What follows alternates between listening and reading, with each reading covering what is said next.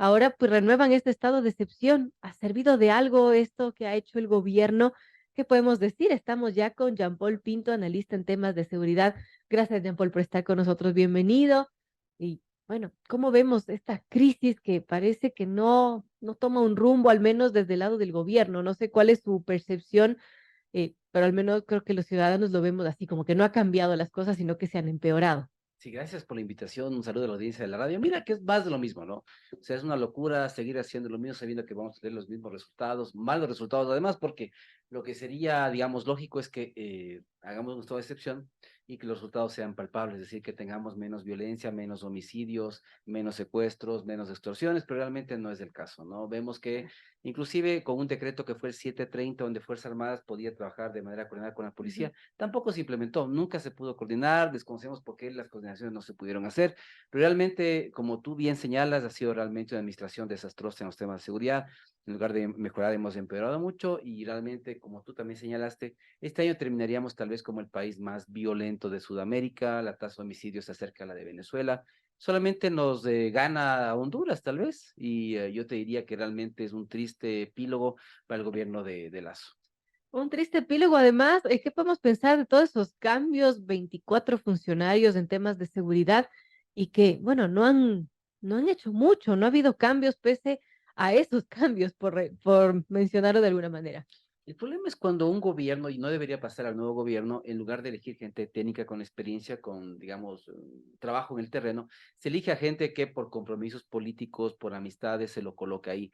Y el gobierno de Lazo lastimosamente ha colocado a personas que no estaban a la altura de sus puestos. Por ejemplo, hablemos de Ordóñez, ¿no es cierto? Una persona que fue colocada para un proyecto con los israelitas, después de eso se torpedió, pero él se quedó, se creó una secretaría, pero no era una persona realmente que sabía del área. Y yo creo que en los momentos más complejos que hemos tenido, necesitamos justamente gente que esté a la altura, ¿no? Yo te diría que Zapata tampoco está. Nunca entendimos por qué se lo puso a él, estaba en otro cargo, yo creo que donde él estaba muy bien, y mira que realmente ha sido un desastre, ¿no? Porque recordemos varias declaraciones de él, como que esto es una curva y que la curva va a bajar y que es un problema entre bandas, y que tenemos que esperar, o sea, nuestro problema es nuestro, tenemos que ser pacientes, ¿no? Tenemos un secretario de seguridad que nos ha dicho que es un problema nuestro de valores, somos nosotros inmorales, tal vez no vamos a la misa suficiente, no rezamos mucho y por eso nos caen estas O cosas claro, según encima. el presidente es un tema de percepción.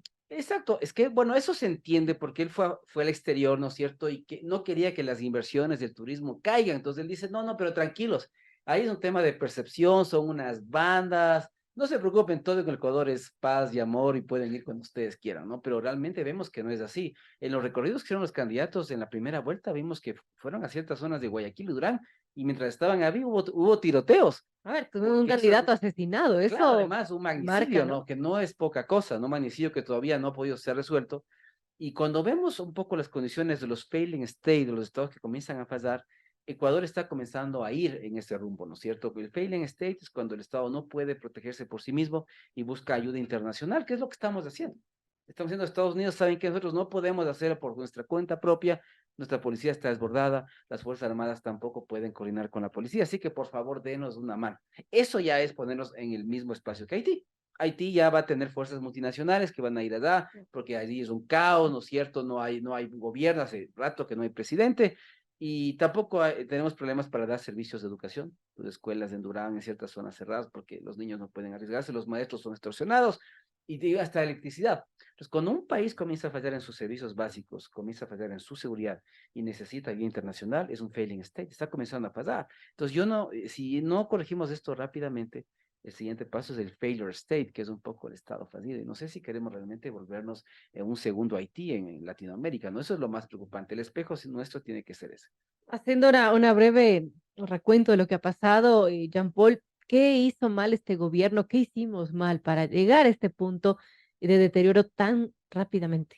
Bueno, mira, yo creo que hay que ser honestos también, y no es que lo que pasa ahorita es desde Lazo. Esto se vino arrastrando, me parece que el gobierno que más tiene la culpa de todo esto es Moreno, porque dejó pasar muchas cosas, sobre todo el tema de cárcel. Me parece a mí que ese fue el peor de los resultados de Moreno fue las cárceles, ¿no? El dejar hacer, el SPA, ¿no es cierto? En que las cárceles sean tomadas por los delincuentes. Y mira que esto en todo caso no es que sea solo nuestro, ¿no? Pues cuando vamos a Aragua y vemos la cárcel que tenían allá, eso era un hotel 5 estrellas. Entonces es un problema de toda América Latina, en Colombia, en México, en Brasil. El primer comando de la capital es el que maneja las cárceles. Entonces nos damos cuenta que realmente es un problema latinoamericano. Pero yo creo que Moreno dejó hacer muchas cosas, no fue un tipo técnico, tampoco puso gente con experiencia. Entonces Lazo heredó el desastre. Y lo malo es que Lazo, al heredar el desastre, en lugar de ahora sí el corregir, poner gente técnica, hacerlas, porque comenzó bien. Hizo la primera acción que hizo él fue un Consejo de Seguridad. Entonces, ese fue un mensaje muy fuerte, es decir, la seguridad está en un tema muy complicado. Hago un primer Consejo de Seguridad, Claro. todos dijimos, fantástico. Yo por lo menos dije, perfecto. Reunir al COSEPE, ¿no es cierto? Establecer políticas, estrategias, coordinar entre instituciones, pero al final yo creo que nada de eso sucedió. O sea, este gobierno ha sido de los anuncios, un anuncio, apagar incendios, viene el otro incendio, lo apagamos, y como he dicho siempre, muy reactivos, ¿no es cierto? Cuando hemos hecho traslados de presos, parecería como que todos hacemos esta acción y nos sentamos delante de un gran sofá con unas pizzas, unas colas, a ver qué va a pasar. Hemos sido muy poco proactivos. Yo creo que la inteligencia tuvo que fortalecerse mucho más porque fue destruida del tiempo de Rafael Correa por los temas de inteligencia política de persecución. Entonces se la destruyó, después en Moreno te la reconstruyó, Moreno la cerró, la volvieron a abrir y le están fortaleciendo, ¿no? Pero me parece a mí que todavía hay mucho camino por hacer en ese tema. Entonces yo diría que lastimosamente Lazo tuvo la oportunidad de corregir todos los errores de Moreno, ¿no es cierto? Y realmente fue peor. Su mal manejo de la seguridad. Por ejemplo, nunca vimos ese famoso plan, nunca se nos comunicó, nunca hemos visto, ¿no es cierto?, una rendición de cuentas sobre metas, indicadores, consecución de Ujú. objetivos, entonces, porque no importa, hay dos temas, no está la violencia objetiva y la subjetiva, no importa si en la violencia objetiva tú logras bajar los indicadores de violencia. Si en la violencia subjetiva la gente no se siente segura ni siquiera para ir a comprar el pan, la seguridad no ha mejorado. Tú Así puedes es. demostrarme, ¿no es cierto?, con números, con cifras, que esto ha mejorado, pero si yo te digo que no salgo en las noches y no abro mi negocio en las noches porque es muy peligroso, de nada servirá lo otro. Cada Entonces, vez proliferan los famosos vacunadores. y mira que cuando yo también otra cosa que me sorprendió de Zapata es que el día que no había ningún indicio del Tren de Aragua acá, cuando una de las principales actividades del Tren de Aragua es la vacunación. Ellos nacieron así. Era un sindicato de trabajadores del ferrocarril en el departamento de Aragua y hacían extorsión a los empleados, a los contratistas. Así nació el Tren de Aragua. Entonces, cuando se comenzó a incrementar esto en el Ecuador, esa es una práctica pero del Tren de Aragua. Ellos son un franquiciamiento, ¿no es cierto? Se consigue una banda local y las prácticas de ellos se instalan en los territorios en los cuales operan. Y si están en Perú, si están en Chile, en Colombia, desplazaron a bandas muy peligrosas en Bogotá. No hay razón para que no estén en el Ecuador. Entonces, mira ese mal manejo, ¿no? Por encubrir las cosas, decir que se están haciendo bien, los mensajes equivocados. Realmente es un desastre. Y nadie entiende hasta ahora por qué todos salieron menos Zapata. ¿O será que él tiene información sensible del gobierno y por eso no lo puede sacar?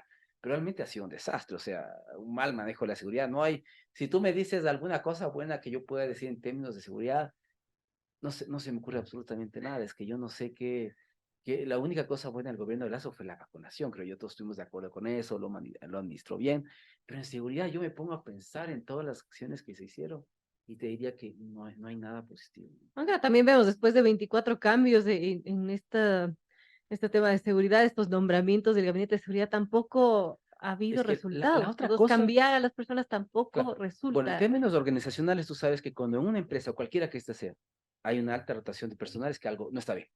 O sea, algo no está bien, Así es. entonces algo no funciona. Y la otra cosa, me parece a mí, es que intentamos ayudar. No es que yo estoy aquí hablando simplemente desde afuera, intentamos ayudar, pero no se dejan ayudar. Y la otra cosa es, me parece a mí un tema de, no sé cómo llamarle, de ego, de lo que sea, pero si tú quieres, ellos están ensimismados, ellos saben, ellos son los que conocen, ellos quieren manejarse solos, listo, entonces uno dice por fuera, bueno, uno intenta hacer las cosas, tratar de orientar, de dar ciertas soluciones, pero realmente también es otro problema. No se dejaron nunca ayudar. Qué complejo, amigos. Son las 7:34. Conversamos con Jean-Paul Pinto, analista en temas de seguridad, y estamos viendo, bueno, las medidas que ha tomado el gobierno, los cambios que ha hecho en materia de seguridad, y lamentablemente los resultados no han sido positivos. Ahora, ¿qué le espera al próximo gobierno y qué debería hacer Jean-Paul a su criterio para que, bueno, las cosas empiecen a mejorar? Porque hemos llegado a un punto en que, como usted dice, podríamos estar tranquilamente yéndonos al abismo, a un estado fallido. Mira que no tenemos opción al error. Es decir, el nuevo gobierno no puede darse el lujo de poner gente que no sabe, que no tiene experiencia en el tema. Esa es una primera cosa, eso es fundamental. Y la otra cosa que te aclaro es que en 18 meses no se pueden hacer milagros. A Medellín le tomó 20 años pasar de la ciudad más violenta del mundo a la ciudad más innovadora del mundo. Nos tomará seguramente a nosotros 10 o 15 años más solucionar todo esto, ¿no? Pero ¿qué es lo que, por dónde hay que entrar? Hay que entrar por lo que Cristian Zurita decía yo ayer de los topos, ¿no es cierto? Estos tipos de infiltrados, porque tú no puedes vencer a la criminalidad si tienes gente infiltrada en inteligencia, en la policía, en Fuerzas Armadas, en la Fiscalía, eso no tiene sentido. Entonces, una primera acción muy fuerte es identificar esos tipos de infiltrados, porque no puedes hacer política pública si la gente está trabajando para los grupos criminales, eso no funciona. Cuando Fox llegó a México en el año 2000 al gobierno, quiso hacer la guerra contra los carteles y dio cuenta de que era perdido porque todo el mundo trabajaba para los carteles. Entonces es lo que nos pasa a nosotros. No puede haber política pública si todo está infiltrado. Eso implica contrainteligencia, tal vez crear una entidad justamente de contrainteligencia que esté fuera de las Fuerzas Armadas, fuera de la policía, porque a veces hay espíritus de cuerpo, hay cosas que se hacen en ese sentido. Entonces tal vez sería mejor tener un ente autónomo. Entonces deberíamos fortalecer todos los temas de inteligencia, ¿no es cierto? Reconocer a los gentes, a las personas infiltradas, y en el otro me parece a mí, sinceramente, intentar otras cosas. Petro me parece que está haciendo unas cosas interesantes en Colombia con el tema de la paz total. Se sienta a conversar con el cartel del Golfo, que es un cartel mucho más peligroso de los que tenemos acá. Algo, por algo lo debe hacer, porque ellos se han dado cuenta que después de 60 años de guerra, el ELN acaba de cumplir 60 años hace poco, eso no funciona, ¿sí? Y lo otro es decirles a los uruguayos, oigan, pero ¿por qué están legalizando ustedes las drogas? Vengan acá, siéntense con nosotros, explíquenos si el Estado uruguayo gana plata con la exportación de cannabis. La venta está controlada en 3 puntos autorizados, entonces ya no es algo ilegal. Una cosa es el cannabis, otra cosa es la cocaína y demás drogas, ¿no? Ahora, Canadá, algunos estados en Estados Unidos ya lo están haciendo y con resultados bastante positivos, porque la otra cosa que a veces se piensa es que cuando tú legalizas, el consumo va a explotar, ¿no es cierto? Va a ser una cosa increíble. Nos vamos todos a ir corriendo, ¿no es cierto?, a la farmacia a comprar 1 miligramo de fentanilo, deme unos gramitos de... No, se ha visto que el consumo ha subido, pero de forma muy pequeña. Entonces, no es que uno legalizando esto va a ser, digamos, el paraíso de las drogas y la gente se va a drogar. Y es mucho más fácil tratar el tema de las drogas como un problema de salud pública que como un problema de seguridad. Como te digo, ni en Colombia, ni en México, ni en Brasil hemos logrado vencer la guerra contra las drogas. Y además hay algo, es que es lógico, ¿no? Porque si tú atacas la oferta, pero la demanda sigue siendo igual, el precio es alto. Y Claro. por eso se pelea, porque hay tanta rentabilidad detrás. Imagínate, en el fentanilo, un laboratorio puede costar $2.000 hacer un laboratorio de fentanilo a lo Breaking Bad, ¿no es cierto? La serie de Netflix. Pero realmente eso te genera $20 millones. ¿Qué negocio en el mundo tiene un retorno sobre la inversión de $20 millones con una inversión de $2.000? No existe. Entonces, por eso los chapitos en México decidieron diversificarse, ¿no es cierto? Entonces buscan aliados en China, tienen sus socios en China, bajan esos precursores químicos, porque además son legales. El fentanilo es algo, es Se usa en los hospitales, hay fentanilo claro, sobre todo hospitalario. para pacientes que tienen mucho dolor, ¿no es Ujú. cierto? Entonces baja de China, va a México, los mexicanos preparan eso y suben a Estados Unidos. Y es más, la plata ya no se va a Estados Unidos, la plata se queda en China, la plata se queda en México. Entonces eso a los norteamericanos tampoco les gustó, que haya una migración de los temas de las drogas hacia las drogas sintéticas. Pero si tú quieres, esto nos va a salvar. Esa es nuestra salvación. Lastimosamente para nosotros sería positivo, porque implicaría, cuando tienes fentanilo, no hace falta cultivos. Claro. Pues, Colombia ya desaparece del mapa del narcotráfico, Perú también, nosotros igual, porque nosotros no es que tengamos, qué sé yo, 1.000, 2.000 ingenieros químicos que puedan hacer ese tipo de cosas. No somos competitivos en eso, los países del primer mundo lo son. Y como te digo, sería en una casa, un laboratorio, uno. Entonces, la producción del futuro es ser ingeniero químico, ¿no? Lo estoy siendo muy provocativo, pero es de eso. Entonces, yo te digo, lo que hay que hacer realmente, me parece a mí, es intentar caminos nuevos. Pero evidentemente sabemos que cuando hablamos de legalizar drogas, eso no da votos, ¿no es cierto? Cuando hablamos de paz total, de negociación, eso tampoco da votos. Entonces, por ejemplo, Luisa le hemos visto cambiar el discurso, ¿no? En su plan de gobierno jamás vas a encontrar mano dura. Yo por lo menos no lo encontré y lo volví a revisar, porque ellos hablan, ¿no es cierto?, de temas de rehabilitación, Ujú. reinserción. Tienen un modelo que no digo que no sea interesante, es interesante, no sabemos cómo lo van a financiar, porque para eso habría que regresar al 2010, 2012, 2013 con los niveles de presupuesto que teníamos, que ahora no tenemos. Y en el caso, y entonces hablaba de mano dura, entonces uno dice ahora los candidatos caen en el populismo. Entonces, como la gente quiere mano dura, entonces yo en el debate voy a hablar de mano dura. Y en el caso de Novoa, en cambio, igual se va por el populismo, las barcazas, que uno no entiende cómo se puede operativizar eso, porque tú no les puedes quitar a los familiares de los PPLs el derecho a ver a sus parientes, a las mamás, a los hijos. ¿Qué vas a hacer? ¿Vas a hacer, a traer otros barcos para que les lleven a alta mar? ¿Les vas a llevar, les vas a regresar, les vas a cobrar la comida, el recambio de los guías penitenciarios? O sea, hay muchas cosas que yo creo que ya cuando aterrizas las ideas en la realidad, te das cuenta que ese tipo de cosas no es tan viable como Y se además, presenta. en tan poco tiempo suena un poco Además de irreal, ¿no? 18 meses, además de en el plan de gobierno de Novoa, que es muy técnico, por ejemplo, yo te digo algo que me llamó la atención a mí, es que muy poca gente a veces relaciona seguridad con desarrollo. Y él indica claramente en su plan, ¿no es cierto?, que si tienes IDHs altos, la tasa de homicidios por 100.000 habitantes es baja y viceversa. Entonces, hay que apostar mucho a los temas de educación, de emprendimiento, a los temas también de pacificación, porque habla también de cultura de paz, de Ujú. resolución pacífica de conflictos. Me gustó mucho eso. Y de repente habla de unas barcazas con una política de Maduro. Entonces, uno dice, lastimosamente por el tema de la elección de los votos, se salen del tema técnico en seguridad y comienzan a hacer cosas populistas que yo creo que no tienen mucha razón de ser. Ahora quizás barcazas podría funcionar para estos super narcotraficantes o los super, bueno, los jefes de bandas, no sé, algo por el estilo. Eso es lo que hay que pensar. Es decir, la otra cosa que sí tenemos que analizar es, bueno, ¿todos deben estar encarcelados realmente? ¿O podemos crear otros centros, no de confinamiento, sino centros de producción, ¿no es cierto?, donde ellos trabajen. Los presos en Francia, por ejemplo, las empresas francesas les contratan. Entonces ellos están cumpliendo sus penas, tienen un trabajo. Entonces trabajan, hacen alguna cosa para tal o cual empresa, las empresas les pagan un salario, parte de eso va para los costos de los presos al interior y la otra parte para la reparación de las víctimas que ellos han provocado. Y cuando salen, claro, hay un fenómeno de reinserción mucho más fácil, porque la empresa que ya le hizo trabajar a este PPL, ya cuando sale, ya le conoce, el tipo ya tiene un know-how, entonces sale más barato que contratar a otra persona por fuera.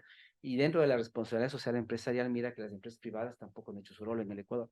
Yo no conozco empresas en el Ecuador, grandes, medianas, que realmente hayan apostado a la seguridad, más allá de que, inclusive los GATS, a veces los GATS piensan que la seguridad es simplemente comprarles camionetas a la policía y han cumplido su rol cuando realmente hay mucho más ahí. Y la empresa privada, a través de la responsabilidad social empresarial, también pueden aportar mucho en el tema de los PPLs. Por ejemplo, hay un indicador de número de PPLs que ya están libres, que están siendo contratados por las empresas, pero si tú le preguntas a una empresa si contrataría un PPL, yo creo que más bien se reirían, ¿no es cierto? Un tema difícil, ¿no? Ah, Difícil abordarlo.